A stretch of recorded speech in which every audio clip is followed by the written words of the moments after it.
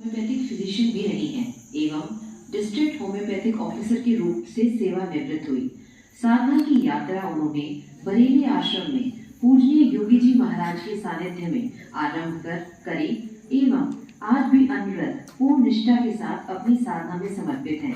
आइए हम सभी मिलकर डॉक्टर सुनीता मानस जी को मंच पर आमंत्रित करते हैं। डॉक्टर सुनीता मानस जी।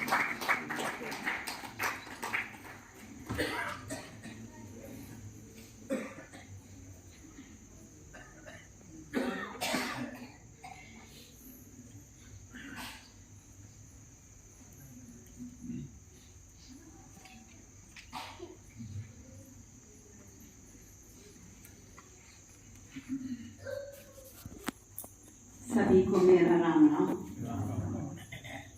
आप मैं बोल नहीं पाती हूँ, लेकिन आज सुबह सूर्यदेव पिताजी का सुनकर मेरे को अंदर से लगा कि मुझे भी कुछ सेवा करनी चाहिए और कुछ बोलना चाहिए।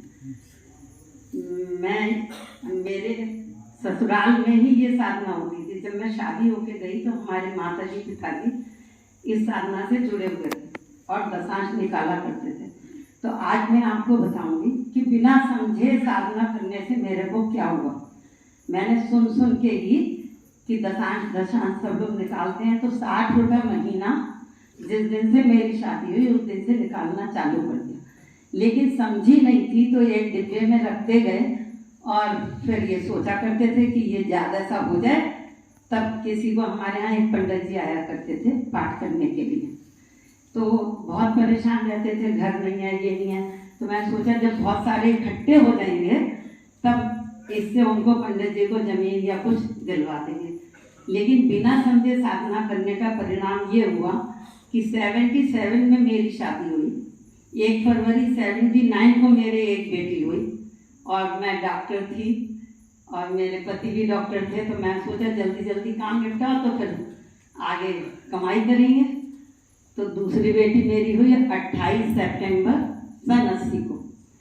लेकिन क्या हुआ कि उसके बाद मुझे तारीख याद है 25 दिसंबर सन 80 की रात को मैं सोई और सुबह उठी तो मेरे सब जोड़ जुड़ गए थे और मेरे को जबरदस्त गठिया रूमेटाइड आर्थराइटिस जिसको बोलते हैं वो डायग्नोसिस हुई।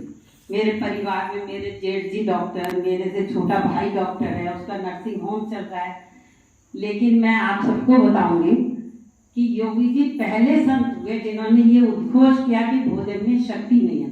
और ये बात मेरे गले के नीचे बिल्कुल नहीं उतरती थी। सब लोग कहा करते थे ससुराल में, हमारे ससुर साहब प्यार तो बहुत करते थे लेकिन कहा करते थे खाए खाए के बीमार पड़ती है। तो मैं कहती थी कि मेरे पापा ने कैसे घर में मेरी शादी कर दी। सब लोग यहाँ कहते हैं खाए खाए के बीमार पड़ी। लेकिन 4 साल मेरा इलाज हुआ सन 80 से सन 84 तक। और मेरे घर में डॉक्टर्स की कॉन्फ्रेंस हुई बैठ के, क्योंकि मेरे से छोटा भाई जो डॉक्टर है वो यहाँ LLR मेडिकल कॉलेज का प्रोडक्ट था। तो सब लोगों ने बैठ के ये कहा भाई ये तो अब ऐसे ही चलेगी, ये गठिया जाने वाली नहीं है। तो ये हुआ कि भाई मेरी बच्ची छोटी थी तो मेरी मम्मी 2, एक पेशेंट और एक वो बच्ची। तो ये हुआ कि अब कैसे होगा। तो डॉक्टर साहब से कहा भाई या तो अपनी को ले जाओ या हमारी को ले जाओ। तो हमारे इन-लॉज ने कहा कि आप अपनी छोड़ाओ और उनकी लेके आ जाओ। मैं ससुराल में आ गई। अब क्योंकि काम तो कर नहीं पाते थे तो बैठे रहते थे, ऐसे अपने कपड़े नहीं पहन पाते थे। एक दिन महाराज जी आने वाले थे तो मैं डॉक्टर साहब से बोली कि आज मेरे को नीचे बैठा दो। और मैं योगी जी के पास जाकर बैठी और सब बातचीत की, योगी जी को बताया। तो मन तो भरा हुआ था अंदर से 4 साल में। तो ये बुरा है वो बुरा है, ऐसा हुआ वैसा हुआ। महाराज जी ने एक डांट लगाई, कहने लगे सब बुरे हैं तुम ही अच्छी हो। चुप हो गए, शांति से बैठे रहे। फिर महाराज जी को बताया, तब महाराज जी ने बताया कि तुमने जो ये 60 रुपये डिब्बे में जमा कर लिए हैं यही तुम्हारे सब जोड़ों में जमा हो गए।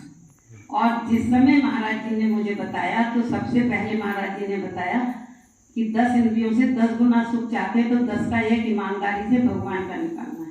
मैं क्योंकि इतनी परेशान थी कि अपने कपड़े नहीं पहन सकती, कुछ नहीं कर सकती, तो मैंने उसी वक्त वो जो डिब्बे में सब रुपया जमा करे थे वो लाके महाराज जी के आगे रखे और डॉक्टर साहब को कहा कि हमारे बैंक में जितना भी गोल्ड है उसको आप तुलवा करके लाएं और उसका 1/10 ईमानदारी से निकाल के, जितनी मेरी अलमारा में साड़ियाँ थी, सूती से एक, सिल्क से एक, बनारसी से एक, ईमानदारी से आके महाराज जी के आगे रखा।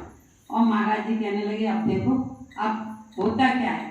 तो मुझे अब याद नहीं पड़ रहा क्योंकि बात बहुत पुरानी है। महाराज जी ने कहा नींबू शहद पानी पीना है और सुबह को गर्म पानी का एनीमा और शाम को ताजे पानी का एनीमा। आज इतना सब बताया जाता है, ऐसा कुछ भी नहीं था। लेकिन क्योंकि मैं डॉक्टर थी और मुझे तो संत महात्माओं पे विश्वास नहीं था और मैं परेशान बहुत थी, तो महाराज जी की बात मेरे एकदम पकड़ने में आई। और क्योंकि ससुराल में सब लोग जानते थे मेरे फादर इन लॉ को टीबी हुई थी, वो टीबी भी उनकी इसी से सही हुई थी। तो मैंने वो सब किया। सब लोगों को थोड़ा सा सोना निकालने में बुरा तो लगा, लेकिन मैं कहने लगी जब पहन नहीं सकते तो इसको रखने से क्या फायदा। और उसका परिणाम ये है कि मुझे आज याद नहीं 35 दिन या 21 दिन या 45 दिन कितने दिन मैं नींबू शहद पानी पे रही। जब दोबारा महाराज जी आए तो मेरे हाथ पैर सब अच्छे हो गए और मैं अपने आप से तैयार होकर महाराज जी के साथ फिर मैं मुरादाबाद का प्रोग्राम था महाराज जी का, तो बस में बैठ के महाराज जी के साथ मुरादाबाद गई और रास्ते भर महाराज जी अपनी किताबें खोल खोल के मुझे दिखाते रहे, पढ़ाते रहे। तब से मैंने साधना शुरू करी। ये तो मेरी साधना की शुरुआत हुई। उसके बाद उस दिन से और आज तक मेरा दशांश ईमानदारी से निकलता है और